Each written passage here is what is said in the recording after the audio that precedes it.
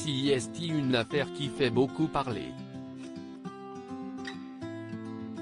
Depuis plusieurs jours, Carla Mauro est accusée de sorcellerie, vidéo à l'appui, sur des candidats de télé-réalité dont Maeva Guénam, à l'origine de ces accusations. La candidate s'est défendue sur le plateau de Touche pas à mon poste en affirmant avoir été victime de chantage et d'extorsion de la part de Danaïrou Custode. Dans une interview accordée à Public et en kiosque ce vendredi 12 mars, la voyante a souhaité rétablir la vérité, notamment à propos des poupées vaudou visibles sur les vidéos. A-t-elle vendu une poupée à l'effigie de Maeva Guénam à Carla Mauro? Ça relève du secret professionnel. Je ne voudrais pas que Carla m'attaque pour atteinte à la vie privée. Mais tout ce que vous avez pu voir, on me l'a demandé, explique-t-elle. Et concernant les tarifs de ces séances, si je dois exécuter 6 poupées vaudou par jour, le prix va être élevé puisqu'une figurine basique coûte autour de 3 900 €, confie-t-elle.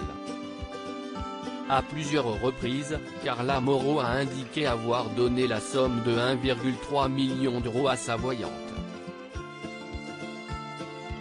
Danaïrou Custode affirme d'abord que ce montant lui paraît beaucoup mais indique que CIST comme quelqu'un qui va s'acheter des sacs de luxe ou qui va faire des opérations de chirurgie esthétique tous les mois, conclut-elle. Je me sens trahi. Lors de cette même interview, Danaïrou Custode n'a pas hésité à déplorer les accusations de Carla Mauro. La raison ? En plus du soutien professionnel, je lui apportais un énorme appui moral. Elle pouvait compter sur moi, a-t-elle confié avant d'expliquer, elle était devenue une amie. La voyante affirme toutefois ne pas vouloir l'attaquer en diffamation pour l'instant. L'enquête en cours va démontrer mon innocence. J'ai une totale confiance en la justice, dit-elle. Cette histoire a débuté en 2016 lorsque Carla Mauro m'a sollicité pour quelque chose de personnel, dont je ne peux pas parler.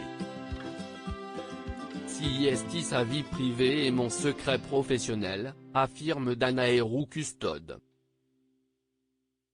Des consultations qui ont duré de 2016 à 2021 et très régulièrement.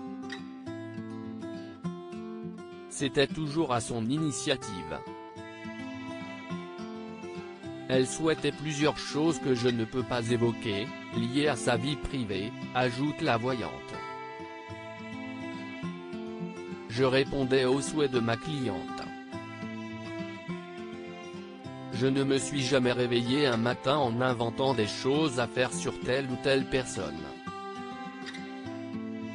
Je ne veux aucun mal à ces gens de la télé-réalité, conclut-elle. Une situation qui pèse aujourd'hui, Danaïrou Custode affirme être détruite.